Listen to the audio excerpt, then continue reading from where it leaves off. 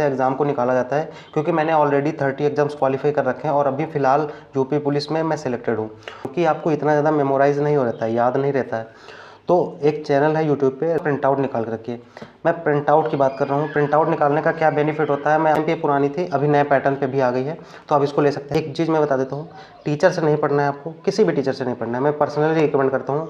और ख़ास करके जो यूट्यूब पे प्लेलिस्ट जो प्रैक्टिस सेट चलते हैं ना, उनको बिल्कुल नहीं करना है। नमस्कार दोस्तों, मैं हूँ आपका दोस्त मयंक, एक बार फिर से एक नए वीडियो पे आपका स्वागत करते हैं। अगर आप दिल्ली पुलिस कांस्टेबल 2025 के लिए प्रिपरेशन कर रहे हैं, तो इस वीडियो में आपको कंप्लीट बुक लिस्ट, किस टीचर से पढ़ना है, किस प्लेलिस्ट से पढ़ना है, कंप्यूटर कहाँ से पढ़ना है, हिंदी मीडियम अलग से, इंग्लिश मीडियम अलग से कहाँ से पढ़ सकते हैं, सारी चीज़ों पे कंप्लीट बात करने वाले हैं। इन सब के साथ में मैं अपने एक्सपीरियंस के बेस पे आपको एडवाइस भी दूंगा कि कैसे एग्ज़ाम को निकाला जाता है, क्योंकि मैंने ऑलरेडी 30 एग्ज़ाम्स क्वालिफाई कर रखे हैं और अभी फ़िलहाल यूपी पुलिस में मैं सिलेक्टेड हूँ।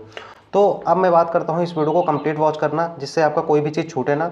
और आप यकीन मानिए कि ये स्ट्रैटेजी नहीं है, सिर्फ मैं आपको सिर्फ गाइड कर रहा हूँ कि कैसे आपको एग्ज़ाम निकालना होता है। मुझे पता नहीं है कि स्ट्रैटेजी कैसे होती है, लेकिन ये है कि मैं एक प्रकार से गाइड कर रहा हूँ आपको कि आप एग्ज़ाम को कैसे निकाल सकते हैं। तो बिना किसी देरी के पूरा वीडियो को फुल वॉच करते रहना, पूरी जानकारी आपको इस वीडियो में मिलने वाली है। सबसे पहले हम सिलेबस पे बात कर लेते हैं। इस स्ट्रेटजी को शुरू करने से पहले मैं आपको एक चीज़ बता देता हूँ कि जब भी आप किसी चीज़ की प्रिपरेशन शुरू करें, तो सबसे पहला काम आपको पास करना होता है कि जब आप जाइए वेबसाइट पे, उसका सिलेबस निकालिए, उसका प्रिंट आउट निकाल के रखिए। मैं प्रिंट आउट की बात कर रहा हूँ। प्रिंट आउट निकालने का क्या बेनिफिट होता है, मैं आपको जल्दी ही बताऊँगा। जब आप प्रिंट आउट निकालेंगे तो आप उसमें टिक करते रहेंगे कि ये चीज़ मेरी कंप्लीट हो गई, वो चीज़ कंप्लीट हो गई।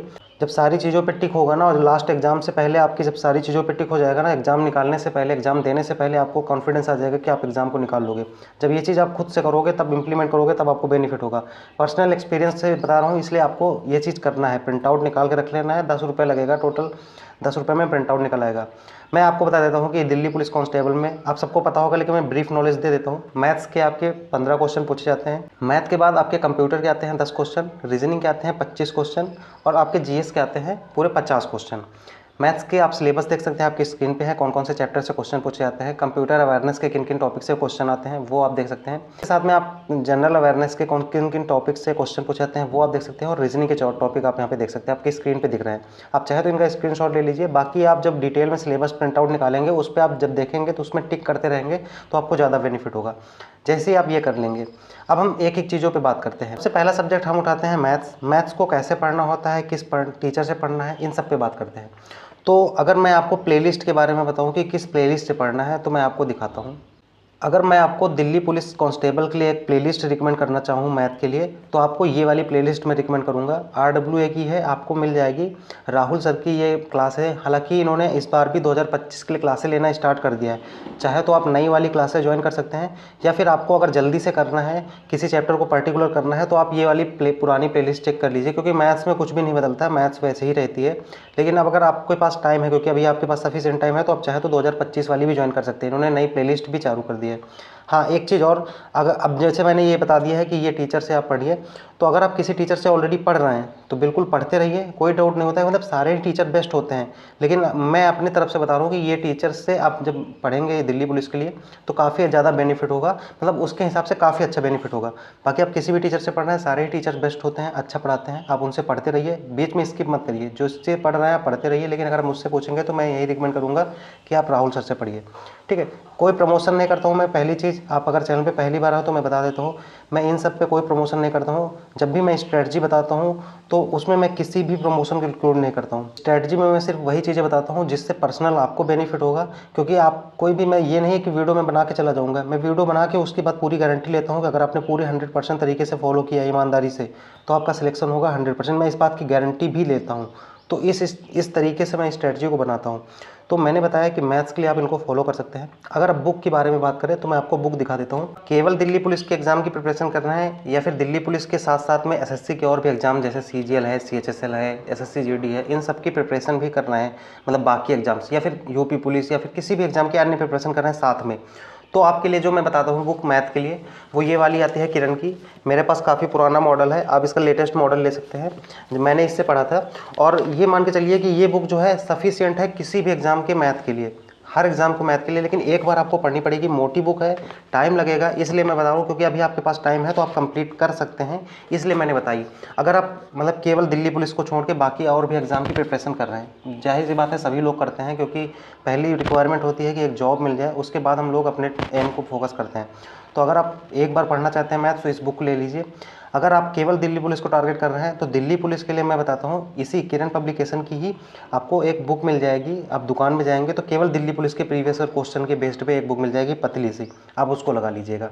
ठीक है, मैथ की प्रैक्टिस करना बहुत ज़रूरी होता है बुक के। अगर मैथ की प्रैक्टिस नहीं करेंगे, किसी भी टीचर, दुनिया के किसी भी टीचर से पढ़ लीजिए, आपको मैथ कभी नहीं आएगी।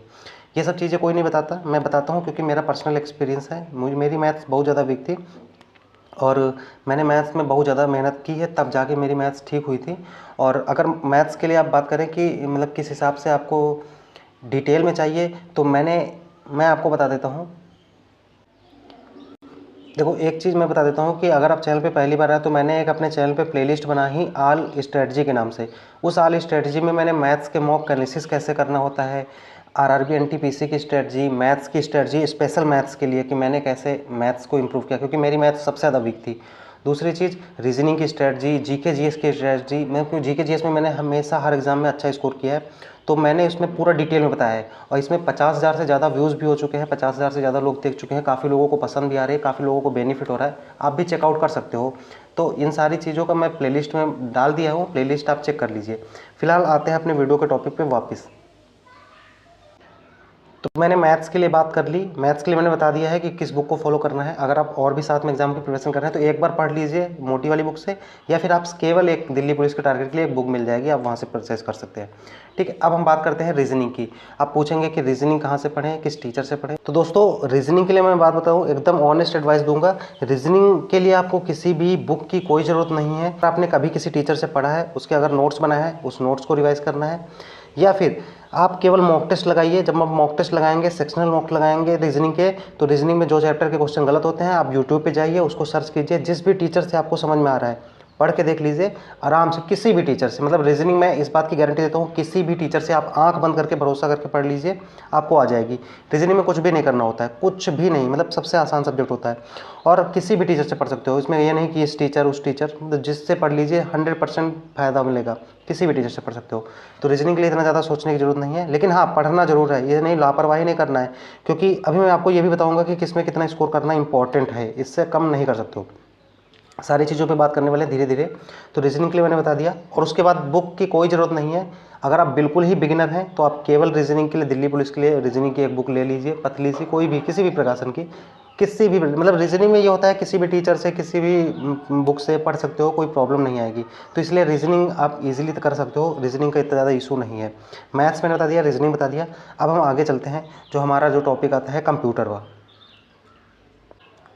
अब दिल्ली पुलिस के एग्जाम में 10 नंबर का कंप्यूटर पूछा जाता है। 10 नंबर कंप्यूटर इसलिए इंपॉर्टेंट होता है क्योंकि ये जो 10 नंबर हैं, हो सकता है मेरिट में आपको आगे ले जाएं, हो सकता है मेरिट से आपको बाहर कर दें। तो ये 10 नंबर काफ़ी ज़्यादा इंपॉर्टेंट होते हैं। तो अब यहाँ पे क्वेश्चन आता है कि बहुत सारे लोग हिंदी मतलब माध्यम से पढ़े होंगे, या हिंदी मीडियम के होंगे, या फिर इंग्लिश मीडियम के होंगे, तो इन दोनों में से किसको किस टीचर से पढ़ना चाहिए, इन सब पे पूरा डिटेल में बात करते हैं। तो अगर आप थोड़ा सा इंग्लिश मीडियम के मतलब छात्र हैं, इंग्लिश से समझते हैं, थोड़ा इंग्लिश की चीज़ें समझते हैं, तो आपको RBE रिवोल्यूशन बाय एजुकेशन, जो शुभम जैन सर का चैनल है, वहाँ पे राधिका मैम पढ़ाती हैं, मतलब पढ़ाया उन्होंने, बैच एक पढ़ाया है। हालांकि 2 बैच कंप्लीट हो चुके हैं यहाँ पे। तो जो 2.0 वाला बैच है, 2.0 वाला, यहाँ पे आप देख सकते हैं स्क्रीन पे, आप चेकआउट कर सकते हैं RBE चैनल पे। और इस वाले में आप इसको कंप्लीट करेंगे, थोड़ा सा इंग्लिश पैटर्न में रहता है, इसलिए मैंने इंग्लिश मीडियम वाले बच्चों के लिए बताया है। हालांकि ये ज़्यादा बेनिफिट है, अगर आप हिंदी वाला भी कर सकता है तो इससे ज़रूर करिएगा, ये काफ़ी ज़्यादा अच्छा पैटर्न है। और कंप्यूटर की क्लासेस, इससे ज़्यादा बाहर क्वेश्चन आपको नहीं मिलेगा, तो इसको आप कर सकते हैं। ठीक है, टोटल इसमें 40 क्लासें हैं, 40 वीडियो देखेंगे, आपको कंप्यूटर में कोई प्रॉब्लम नहीं आएगी। आप नोट्स बना लीजिए, उसको रिवाइज कर लीजिए, नोट्स जरूर बना लेना। हालांकि मैम PDF भी प्रोवाइड कर देती हैं, पूरा कंपाइलेशन एक साथ, उसको भी आप कर सकते हो, कोई प्रॉब्लम नहीं है। अपने हिसाब से आप मतलब डिसाइड कर सकते हो कि क्या करना है आपको। देखो, हर चीज़ में अपनी एक समझदारी ज़रूरी होती है, क्योंकि आप मतलब एग्ज़ाम के लिए प्रिपेयर नहीं कर रहे हो, एग्ज़ाम को ज्वाइन करने के हिसाब से रेडी भी हो रहे हो। तो इस हिसाब से आपको इतनी समझदारी अपने अंदर रखनी चाहिए कि हाँ, मैं इस एग्ज़ाम के लिए प्रिपेयर हूँ और ज्वाइन करने के लिए तैयार हूँ। तो उस हिसाब से इतनी समझदारी भी रखो। ठीक है, अगर आप हिंदी मीडियम के छात्र हैं तो हिंदी मीडियम में नवीन सर ने काफ़ी पहले 2022 में करीब कराया था ये कंप्यूटर की पूरी प्लेलिस्ट। ये प्लेलिस्ट पुरानी ज़रूर है, लेकिन इसमें मतलब सफिशिएंट क्वेश्चन मिल जाएंगे। इसको आप करेंगे हिंदी मीडियम के छात्र तो आपको काफ़ी ज़्यादा बेनिफिट मिलेगा एग्जाम में। तो हिंदी वाले छात्र इससे कर सकते हैं, नवीन सर की पीडीएफ से, मतलब पीडीएफ क्या प्लेलिस्ट से। और दूसरी बात जो इंग्लिश वाले हैं वो राधिका मैम से कर सकते हैं। ठीक, इतना हो गया आपका। मैथ्स का बता दिया, रीजनिंग बता दिया, कंप्यूटर बता दिया। अब जो मेन सब्जेक्ट आता है हमारा, सबसे ज़्यादा टेंशन वाला सब्जेक्ट होता है वो जीके जीएस, क्योंकि जीके जीएस 50 नंबर का पूछा जाता है तो काफ़ी ज़्यादा दिक्कत आती है उसमें। अब मैं बात करता हूँ डिटेल पे। तो अब हम जीके जीएस पे आते हैं, क्योंकि जीके जीएस काफ़ी ज़्यादा वास्ट होता है, काफ़ी ज़्यादा नंबर का पूछा जाता है। 50% वेटेज सिर्फ जीके जीएस का है, तो जीके जीएस को काफ़ी अच्छे से प्रिपेयर करना भी ज़रूरी है। तो अगर हम जीके जीएस के लिए डिटेल में बात करें कौन सी बुक आपको फॉलो करनी है, हाँ एक चीज़ मैं बता देता हूँ, टीचर से नहीं पढ़ना है आपको, किसी भी टीचर से नहीं पढ़ना है। मैं पर्सनली रिकमेंड करता हूँ। और ख़ास करके जो यूट्यूब पर प्लेलिस्ट जो प्रैक्टिस सेट चलते हैं ना, उनको बिल्कुल नहीं करना है। अगर आप किसी टीचर से पढ़ना चाहते हैं तो आप कोर्स करिए, मतलब अगर डिटेल में कोर्स चल रहा है हिस्ट्री का, पॉलिटी का, ज्योग्राफी का, उस हिसाब से कर रहे हैं तो बहुत अच्छी बात है, कर लीजिए, वो हमेशा आपको फ़ायदा देगा। लेकिन आप जो प्रैक्टिस सेट करते हो जाके यूट्यूब पे कि 1 घंटे का प्रैक्टिस है, रोज़ चल रहा है, 4 महीने से, 4 महीने से, 2 महीने से, 3 महीने से चल रहा है, उसको बिल्कुल मत करिए। पर्सनल एडवाइस दे रहा हूँ, कोई भी बेनिफिट नहीं होगा, बहुत ज़्यादा बेनिफिट नहीं होगा। जितना आपको उसमें मेहनत करेंगे उससे कम आउटपुट मिलेगा। तो आपको पढ़ना कैसे है, बुक से पढ़ने की आदत डालिए। अगर आप किसी टीचर से पढ़ रहे हैं तो पढ़ते रहिए, कोर्स कर रहे हैं तो ठीक है, प्रैक्टिस से छोड़ दीजिए, मत करिए, और पूरा फोकस कीजिए कि आप बुक से पढ़िए। अब बुक मैं बता देता हूँ कि आपको कौन सी बुक पढ़नी है, सफिशिएंट रहेगी। केवल दिल्ली पुलिस नहीं, जितने भी एसएससी के एग्जाम्स होते हैं वो सफिशिएंट रहेंगे। ये है घटना चक्र की बुक, ठीक है। घटना चक्र की आती है एसएससी की।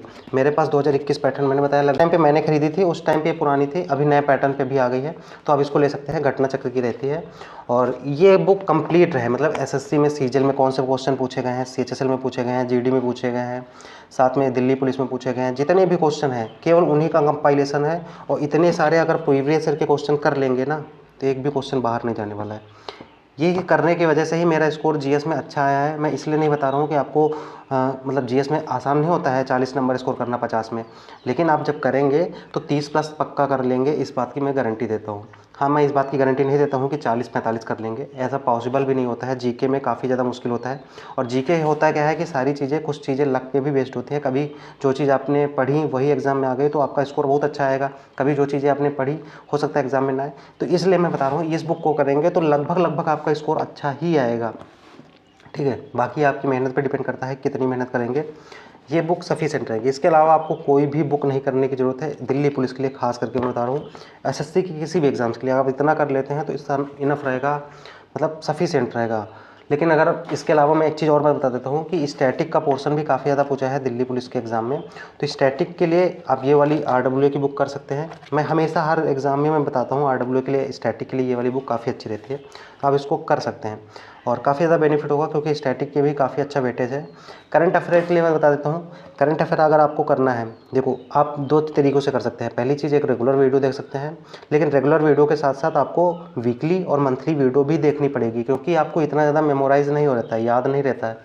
तो एक चैनल है यूट्यूब पे, रवि स्टडी IQ GK, मतलब उसका 2.0 करके है, उसमें करंट अफेयर पढ़ाते हैं।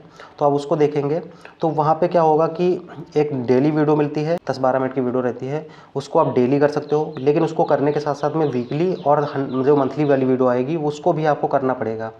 और चाहे तो आप केवल मंथली और वीकली कर सकते हैं।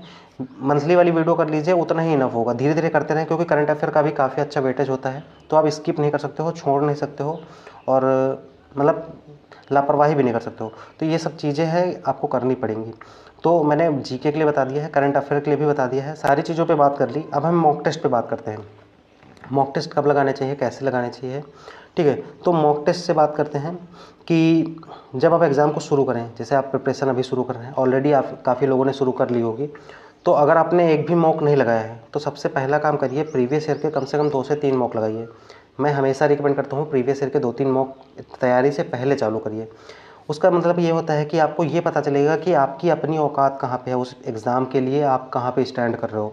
दूसरी चीज़, जिस चीज़ में गलती हो रही है, जो एग्ज़ाम में मतलब जिन टॉपिक्स पे क्वेश्चन आपके बार बार गलत हो रहे हैं, आपको पता चलेगा कि ये सब्जेक्ट मेरा ज़्यादा वीक है, मुझे इस पे ज़्यादा वर्क करना है, ज़्यादा टाइम देना है। ये आप एनालाइज खुद से ही करेंगे, क्योंकि हर बच्चे की स्ट्रेंथ अलग होती है, वीकनेस अलग होती है, सभी की अलग अलग होती है। कोई भी एक कॉमन स्ट्रेटजी बना के नहीं सॉल्व कर सकता है। तो आपको अपनी स्ट्रेटजी खुद बनानी पड़ेगी। जो मैंने बताया है उसमें आप जो चीज़ें अच्छी लगती हैं आप उसको लेके, लेकिन अपनी स्ट्रेटजी बना के ही फॉलो करना। ये नहीं कि जो मैंने बताया किसी पे भी ब्लाइंडली ट्रस्ट मत करना, चाहे मैं हूँ या फिर कोई भी हो, क्योंकि आपका सिलेक्शन नहीं होगा तो उसके रिस्पॉन्सिबल आप होंगे, कोई और नहीं होगा। कोई भी हो वीडियो बना के चला जाएगा। तो मैं बता रहा हूँ कि आप अपनी तरफ से अपना दिमाग लगाइए। मैंने बता दिया, मैं अपनी तरफ से बेस्ट देने की कोशिश करता हूँ, लेकिन फिर भी आप अपना दिमाग लगाइए, क्योंकि आपकी स्ट्रेंथ आपको पता है, वीकनेस भी आपको पता है, किस में आपको ज़्यादा टाइम देना है वो आपको पता है। इसलिए मैं आपके से कहता हूँ कि कम से कम 2-3 मॉक लगाइए, ठीक है। इतना आप कर लेंगे। फिर उसके बाद जब आपका 50% सिलेबस हो जाएगा, फिर आप मॉक लगाना स्टार्ट करेंगे। उसके पहले मॉक नहीं लगाना है तब तक। जब 50% से ज़्यादा सिलेबस हो जाएगा तो आप मॉक लगाना है। जिनका सिलेबस ऑलरेडी हो चुका है तो आप मॉक लगाइए। जो क्वेश्चन गलत होते हैं उसके लिए एक नोटबुक बना लीजिए। उस पर भी मैंने डिटेल में वीडियो बनाया, चाहे मैथ्स है, रीजनिंग है, उनको आप चेक करेंगे वीडियो डिटेल वाली स्ट्रेटजी, उस पर मैंने बहुत डिटेल में बताया। फिलहाल मैं आगे भी टाइम टाइम पे वीडियो लेके आता रहूँगा, जिससे आपको काफ़ी ज़्यादा बेनिफिट हो एग्ज़ाम तक। तो ठीक है, जब आप 50% हो जाएगा मॉक लगाएंगे, उसका एनालिसिस करेंगे। एनालिसिस पे मैं वीडियो लेके आऊँगा बहुत जल्दी। अभी आप प्रिपरेशन करते रहे, अभी आपके पास सफिशिएंट टाइम है, तो मैं डिटेल में वीडियो लेके आता रहूँगा, उसकी टेंशन मत लीजिए। तो इस वीडियो में इतना ही रखते हैं। कोई डाउट रहता है कमेंट बॉक्स में करना, या फिर किस टॉपिक पे वीडियो आगे चाहिए उस पर भी कमेंट कर देना। कोई आपका पर्सनल डाउट रहता है आप मुझे इंस्टाग्राम पे फॉलो कर सकते हो, मैसेज कर सकते हो, तो वहाँ पे भी मैं रिप्लाई देने की पूरी कोशिश करूँगा। कभी कभी लेट हो जाता है, सॉरी चाहता हूँ, क्योंकि बहुत सारे मैसेज आ जाते हैं तो मैं रिप्लाई नहीं कर पाता हूँ। और रीज़नेबल क्वेश्चन ही पूछना, तो मैं रिप्लाई ज़रूर करूँगा।